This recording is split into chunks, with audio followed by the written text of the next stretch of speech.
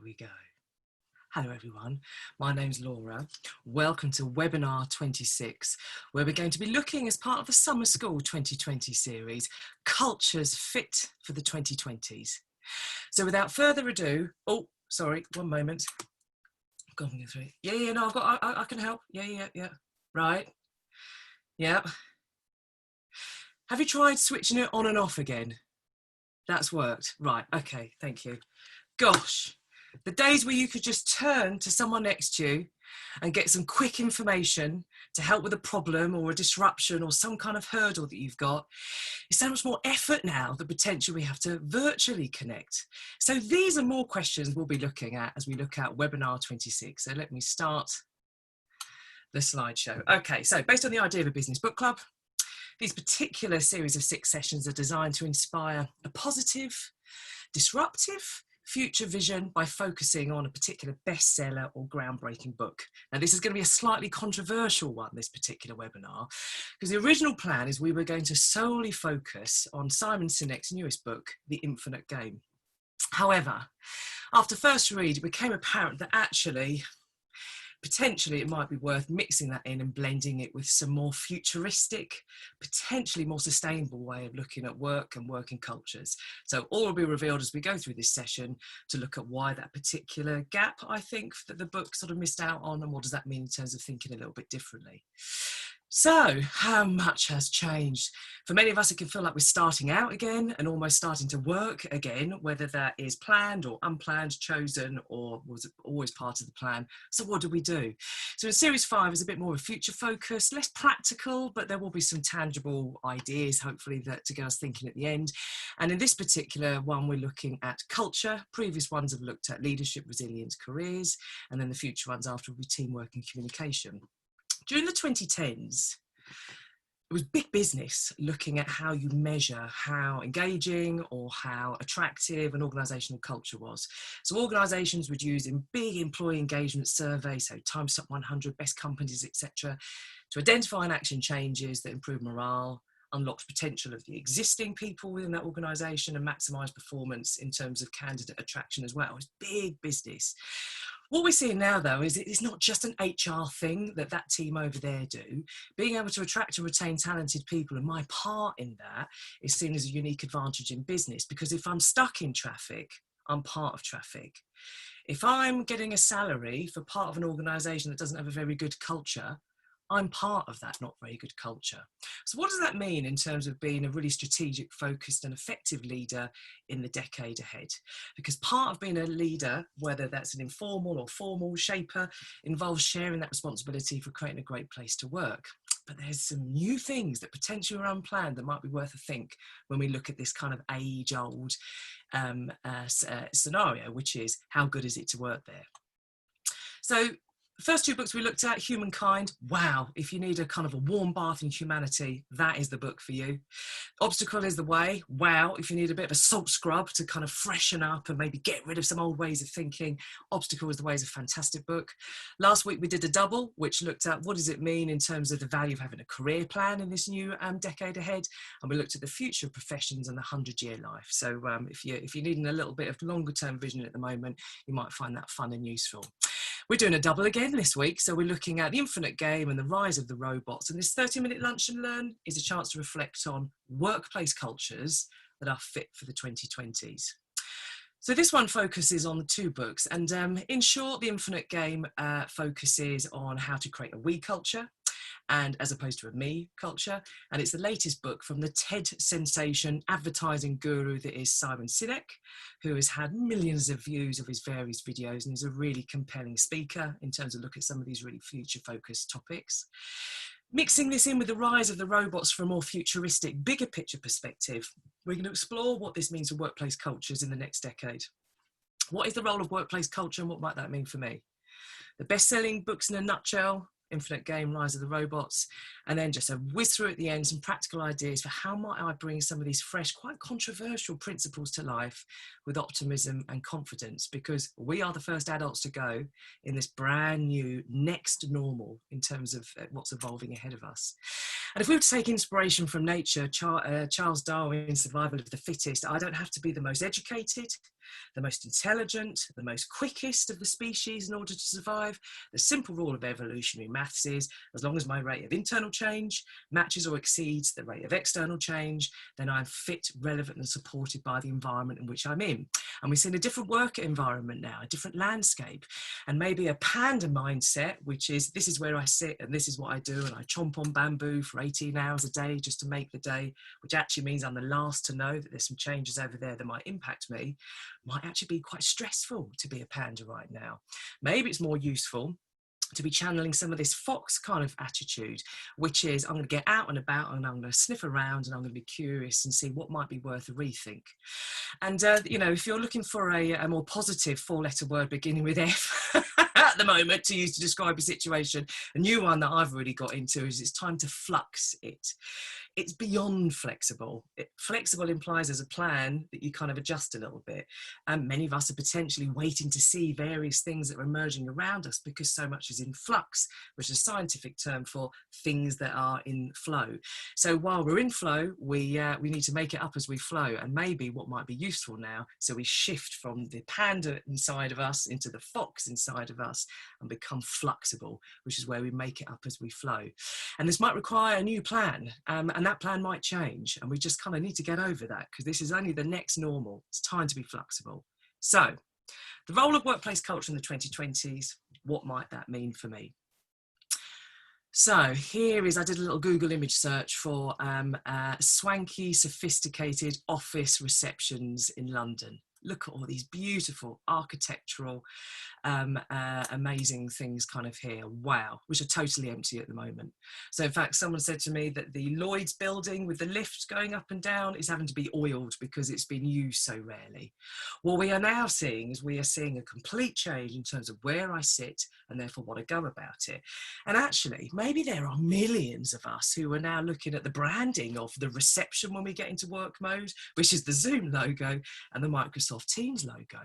So if that actually is a familiar reception that we're looking at when we enter into our work mindset in the morning, what does that mean to create a bespoke, unique feel of an organization when we're all potentially looking at and using the same generic software? I think this has got some really interesting ramifications in terms of what this means moving forward in terms of candidate attraction. Because now a particular drawer of an area geographically might mean less, because actually I want to stay living where I live. And actually I quite like my environment I'm in. And what does that mean in terms of creating a great place to work? So let's have a look at some bigger things. The workplace of the 2020 is upstairs. Whether this is a temp or a perm position you're in, where we sit for work has at the moment really changed. The latest formal figures from the ONS, the Office of National Statistics, suggest that over 46% of the 32 million people in employment in April in the UK homeworked, compared to 5% in the same period the previous before. That's a massive increase. 80% of that, well, 86% of that was due to COVID. And if we have a look in terms of the age ranges, the 16 to 24-year-olds were the less likely to have worked from home, with the 25 plus age range more likely to work from home. So we've seen a big shift in terms of where we literally sit for work. What does that then mean in terms of where we look for places to live whilst we work? Well, what we're seeing for the first time is that London is a less of a draw in terms of people wanting to then move there. And here's a quote from someone who runs a big national estate agency. If you're a would-be first-time buyer and you no longer have to commute to London 5 days a week, you might think now's the time to move to one of these smaller areas that are potentially cheaper. So what we're seeing is a bit of a big change, really. And these are things where there might have been a little kind of ripple, a big ripple that's been felt this year, but that potentially is going to have some ongoing effects in terms of what does that mean for creating a great place to work that draws people in. So let's have a think bigger picture. When vast amounts of shift happens, big stuff happens around our world. So the question it might be worth thinking is, what will shifting workplace locations mean for how we all work together, and what's my role in on that? And the last time the globe saw a massive shift was, well, 250 million years ago, we were all one world, one physical map. So we were all one physical, connected piece of landscape. And over that 250 million years, of course, it spread out, tectonic plate shift, and here we are now spread out in separate islands and separate physical continents. I was delighted to see, by the way, that about 200 million years ago, there was a whole part of the world called Laurasia. So my plans of world domination potentially are not fruitless after all. So there we go. What happens though when you have large amounts of shift is you get, guess what? You get unrest, you get volcanoes, earthquake, big tidal waves, big changes in patterns. And so what might that be worth, I think, when we transfer that into our digital globe? Because where we were over the last couple of decades digitizing, we were still pretty much landed in our separate geographies. It would be quite apparent if you were dialing into different places around the world, because it was potentially more of a novelty to dial in and speak to someone who might have a different sleep pattern for yourself. What we're seeing now, though, is that potentially now we're all working in different places from where we physically are sitting, then we're getting almost back to this Pangea of where everyone is connected, with the digital landscape being the familiar place we're on. So what impact might that have? What will be the equivalent of the volcanic eruption, all that kind of energy that might be then released as a result of that? How can we channel that for good? And the World Economic Forum classes this as network readiness, which is what's the league table of countries around the world in terms of their readiness to be able to actually network and work as one digitally. What does that mean? Links to all sorts of things like broadband speed and the ability of people to be networked socially online as well. Can't find latest figures on that, but it certainly is becoming something that has got thousands and thousands of articles written about in terms of how set up the world is to be able to work as one digitally. What does that then mean in terms of working out, well, who do I want to work for? And who's going to be able to draw the best candidates and attract the best talent from around the world? How do you measure a workplace culture? There were definitely some old ways of measuring that, either a paper questionnaire or a digital questionnaire, but potentially there are more emerging ways to measure that. Because what I really want to know is, what's it like really to work there? And in the old days, I would have filled out a questionnaire that would have said things like, rate the satisfaction of the different factors of your job, working hours. Well, I do that now in my own home around the kids. Job scope. Well, it's all a little bit on ice anyway, so I'm doing lots of kind of proactive project work because there's not much BAU at the moment. Salary, well, at least I've kind of not on the 80% furlough anymore. Now I'm back in row. Overtime pay, okay, well, it's spread out a little bit more, so that's like medical benefits. Well, I can't even get to see the hospital anyway, even if I do need to access that. And suddenly, we're looking at all this old criteria that potentially might not be so much fit for purpose because so much has changed. Could it actually be, if we were to kind of take lessons from the machines, that it's more about identifying the haptics of an organisation, the feel, the buzz, the thrill, the sensation? A haptic chair is what gamers use, so when they shoot someone down, they get a rumble in their back because it gives haptic feedback, which is a feeling, a sensation of what I'm seeing in front of me. So maybe organisational haptics is actually what we're looking at, because the environment in which we're in is pretty much as good or as bad as the canteen that is my kitchen and the room in which I'm sitting in. So you've got organisations like Link Humans or Glassdoor who are starting to look at this organisational data in a slightly different way. Link Humans catches and analyses informal online chatter about a company. So anytime a company is mentioned in Twitter or Facebook, it captures that and it gives a sentiment analysis, positive, negative. Glassdoor is where we might capture the exit interviews and actually give some real insights into what it's like to work there. So we've got the kind of front of house old way of measuring stuff, and we've got this kind of back of house new way of measuring stuff, from the formal to the informal. What does that mean in terms of creating a great culture that is fit for the 2020s? Enter the book. Okay, so the book in a nutshell. How can I put it? So Simon Sinek is phenomenal success and he's very engaging to listen to. I found it curious that in a book that was written in 2019, talking about the infinite game, which is how to create unending, sustainable, great places to work. As I was reading it through, I suddenly kind of thought, where's the mention about digitization, automation, and artificial intelligence in this, given that it was written in 2019? And I thought, surely there must be something. And as I went through this index, there was lots of examples and loads of business cases, but there wasn't a single mention in that index of robots, artificial intelligence, machines, machine learning, automation, and I found it quite astonishing.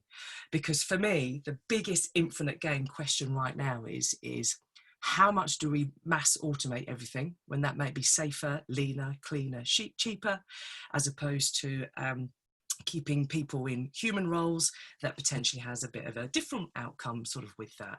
So I found it astonishing in a book that was published less than 12 months ago, there wasn't a single mention of actually probably what is the biggest impactor in terms of our roles now and our children's role in the future. But I thought it might be interesting to mix it up and blend it a little bit along with a real heavyweight book that was a game changer when it was published by Martin Ford, who runs a software company, about 5 years ago now. And this Rise of the Robots was one of the big hitting first books that actually looked at what are the consequences midterm of potentially reduction in tax revenues because there might be less people working. And what does that mean in terms of that kind of earning and taxation system? So by mixing these two together, hopefully that gives us some food for thought. The summer school is all about getting a bit of fresh air to our thinking so that when we arrive back into kind of new school mode in September, we're feeling sharper than when we went in potentially at the start of lockdown. So the infinite game. What I loved about the book was that he puts a very good case forward in terms of it's the soft and fluffy stuff that actually creates the hard and solid results. So this idea that being nice to people and engagement is for that team over there and the people team is actually a bit of a short-sighted way of looking at that. Why is that? People want to be associated and connected with things that feel good. And if it feels good to work here, then it's going to look good to work there. And I want to be associated with that and potentially put my hard-earned cash or my company's profits into that organisation. So that's the kind of overall thing in terms of actually this engagement and this stuff that happens accidentally in the middle is really key if you want a sustainable business. And it kind of got me thinking, apologies for anyone that hates looking at insects, this is a little bit like bees and wasps in terms of this kind of finite as opposed to infinite thinking. So hopefully more will be apparent. I like visual things because it allows me to see things quickly. And the ultimate takeaway from Simon Sinek's book is life is a game. And some of those games are finite, so with a finish line, i.e., I was meant to say a race there, forgive me, a race. Some of those are infinite, so there's no finish line, i.e., some of those things like careers, relationships, parenting, life. The key is to have the right mindset for the right game. So if I'm a wasp in actually a bee game, potentially I'm an irritant. Whereas if I can see that actually this is a bee situation, I can help pollinate and create future stuff. The inappropriate finite mindset potentially means that I'm going to be closed-minded, irrational, and potentially look at ways to cheat a situation because I'm looking for a quick win as opposed to a short-term journey. By being we-oriented in our work, we can create sustainable organisations. And I like the way he summarised as we can generate an infinite mindset in ourselves and the people we work alongside with, which is having a just cause. And I've summarised that as something bigger than your mood. So something that even when your mood is low, it jolts you and gives you energy to get up and get cracking. Having trusting teams, so where people are watching each other's back, we're not watching our own back. Otherwise, you've got no capacity to look beyond what we're doing right now. To have a worthy rival, so to actively seek a pace setter who might be a little bit better than you on one particular thing, so that you will run faster when you're alongside a pace setter as opposed to just left to your own devices. Existential flexibility, so being prepared to think that if we're a blockbuster, how do we look a little bit more long-term in terms of it's not just DVDs and videos that people come and get. So I describe that as being flexible. So if we make it up as we flow, that takes courage. And that courage to lead, because it ain't easy being first. That's why not everyone can be first. That's why these pioneers have so much learning that they gather in those first few months that then they start writing books about years later, because there's a lot of learning that happens along the way. So maybe a question right now might be thinking, how infinite is my mindset at the moment? Regardless of my external situation, what's my just cause? How much am I trusting my team at the moment? Have I got a pace setter that is going to keep me running quicker than on my own? How much flexibility do I have around who I am and what I could be next? And just recognition of it takes courage to try things out and to lead stuff. And that's okay. That's where you get the learn. So how infinite is my mindset at the moment? In terms of great places to work, his premise is that in terms of a culture, having an infinite mindset and an infinite culture is the way ahead. But this is where I had some challenges because I thought it is time to wake up and smell the silicon. At what point does lack of awareness around the huge revolution that is happening in terms of who gets paid what to work and doing what. At what point does that become willful ignorance, which is I'm knowingly not looking at things that are over there? And for me, the ultimate, infinite, finite question facing us right now is, where does technology sit in that human machine mix of who does what? A catalyst is a scientific term. It's either a substance, but the one I'm thinking that COVID has been for us is it has been a precipitating event that has potentially sped up some of those slightly relaxed plans that might have been for automation and mechanisation, and that has really sped up. Why is that? Robots can't sneeze and carry germs.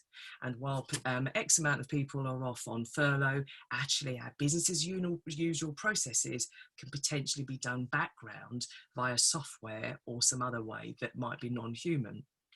I don't know if you've ever come across this before, but if you don't know about it, the Amazon Mechanical Turk is a pretty astonishing service. So the Mechanical Turk is a reference from hundreds of years ago from basically a man who was hiding inside a box who pretended to be a robot, and it was called the Mechanical Turk, and visitors from hundreds of miles would come along and ask this robot questions, but actually it was a real life person inside pretending to be a machine.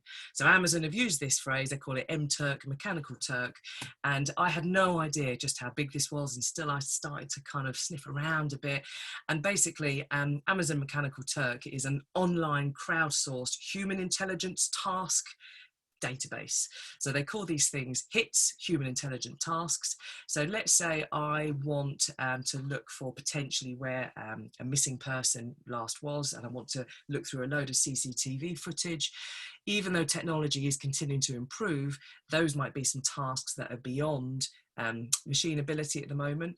So rather than hiring large temporary workforce, which is time consuming, expensive and difficult to scale, or just don't get done, however they are paying taxes while they're being hired, what the M-Turk does is it crowdsources and sends out all those little mini micro tasks to potentially hundreds of thousands of people. There's a prediction, they think at the moment, it's about 500,000 people that are logged on to be the human thinkers that are distributed around the world, predominantly in the US at the moment, where these micro tasks take place. So you know that thing before you buy something, you have to click all the things that says, click on here where you see a road sign or traffic lights. That's an example of a human intelligent task. Let's say you were in charge of selling lots and buying lots and lots of things online. You might not have time to do that. That would typically be one of those tasks you would outsource to Amazon Mechanical Turk, and some little human somewhere around the world would log on for 5 seconds at a time and earn a cent, let's say, in looking at that particular work. So it's a little bit of a different way of looking at work, but the internet becomes the workspace where people log on and log off and do tiny little tasks bit by bit. So if you haven't heard about it, I certainly hadn't until about 2 or 3 years ago, and it's a bit of an eye-opener in terms of just how much we are using machines to either gather, generate or create work. So the question might be worth thinking about now. How clear am I right now on my human edge contribution? Because if Amazon Mechanical Turk are saying things like moderating content, performing data deduplication, so looking for errors that potential machine wouldn't spot, or research, how much of that do I get to do in my role right now? Because if actually I'm not, then potentially I'm missing out the opportunity to think a little bit differently about my own role profile at the moment, or what I've done before if I'm looking to acquire new work. So thought disruptor number 2 is having a think about, well, actually, let me really wake up and smell the silicon now. 2020 is a very different picture from where it was in 2010. And potentially COVID has been the participatory event that has been the catalyst that actually has already sped up some of those things that are a little bit back of house that potentially now going to be front of house, because machines cannot affect each other. There is no need to have any PPE in place if I have a load of machines that are fully automated, potentially able to work together safely. Thought disruptor number 3. If it doesn't need a human brain, automation is a no-brainer. So some of the stuff that is fascinating in the rise of the robots is, as machines are becoming increasingly capable, proactive and pervasive, how do we view that as a positive? So how can we take the opportunity to not be worried about that, but to view it as a surfboard in terms of being able to do stuff that actually we probably secretly much more enjoy anyway. But it always stuck with me that McDonald's is an interesting example about this, about how potentially where this could head to. Not to get down and depressed about it, but to very quickly smell the silicon and work out, well, what's the role here that we can do? So McDonald's is an interesting one, way ahead of the curve in terms of mechanisation for decades. You've now got Flippy, the robot flipping burger, who can flip a robot working alongside the human companion there. And I wonder what that must be like interacting, because there's no way the robot is going to be asking her how her weekend was. And actually, the ex-CEO of McDonald's has said it's cheaper to buy a robotic arm than it is to hire an employee who is potentially less efficient. So what does that mean in terms of thinking infinitely about how we work alongside increasingly cheaper, more capable machines? Because when you stop and think about it, the type of people who stop and eat at a McDonald's are workers, potentially. And if actually there are less people working and less people having expendable cash, then who's actually going to buy the burgers? So in terms of thinking longer term about this, organisations like McDonald's are starting to look at, well, rather than hiring people out in the back house area, in the kitchen bit, which actually is probably safer to be done by machines, we're going to hire people. 2 years ago, they hired an additional 5,000 people who they trained in hospitality skills to then create more of a warmer, haptic buzz and vibe in terms of that dining space. So maybe a question worthwhile thinking now is, if I were to be really honest about my profession, what does 2025 potentially look like? And what might be worth a think now to maybe just adjust a little bit in terms of where I head off. I remember a brilliant metaphor about a plane on Heathrow runway. Just a 5% adjustment on that runway is a completely different continent 20 hours later. So just a little adjustment now. Who knows where that might take us with just that little bit more insight into where my own profession might be heading. And so maybe it's also time to practice some self-sufficiency and think for myself a bit more. Many are missing the ease of being able to ask a desk mate for some simple things like, how do you spell this? Or how do you think I should say this? Or what do you think your idea is? And of course it's a pain, it absolutely is, but it could be the best thing for my brain, because I'm now suddenly not able to just spoon feed this information that is there in front of me, rotating my brain, getting fatter and duller. Kung Fu Panda, just eating his kind of steamed dumplings from the bowl. Maybe it's time to just forage a bit more, get a bit foxy. Of course it's not easy, but that's how you build muscle.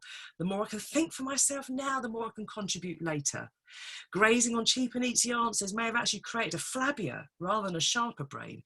The irritation of not having an office to tap into could actually be good for me, and mindlessly consuming unnecessary information that I'm logging on at meetings to sit through to show that I'm on it could actually be holding me back. Could it be the best thing I could do for my future CV to actually get a little bit more Bear Grylls in the way that I access and forage and self-sufficient in terms of my information? Because, putting it starkly, needing to be spoon-fed is typically not a sign of health or capability in our humans. And actually, so what might be worth I think in terms of me thinking sharper? So what if I made my next task to think more? Any project you've got on the horizon, any document you've got to write, what could you do to think more that is beyond copying and pasting or what someone next to you might have suggested? Final thought disruptor. If I'm too busy now, how can I ever scale up when things start to get more and more busier? So how smartly now can I use technology to unlock my capacity? In the old days, we had the mangle. If you were the woman who was in charge of a household, you had no time to do anything else than the washing. The weekly washing would take you 5 days in total to be able to deal with all of that. We have technology to be labour saving, to remove the amount of bending and stretching and stuff that hurts our bodies and stuff that takes up our time. So what if I thought a bit differently about how I could use technology? We're not in competition here. Let's think infinitely about it. If there's more smarter, pervasive, more intelligent machines there, awesome. What can I use right now to unlock a little bit more capacity in my head? Because if I feel busy now, I cannot scale up. And I can't think of a single organisation that isn't now thinking, how do we now start to rev up some more momentum? How do I unlock energy now to be part of that? So these past few months have caused us to reflect on life's priorities, where it all fits into a good life now and in the future.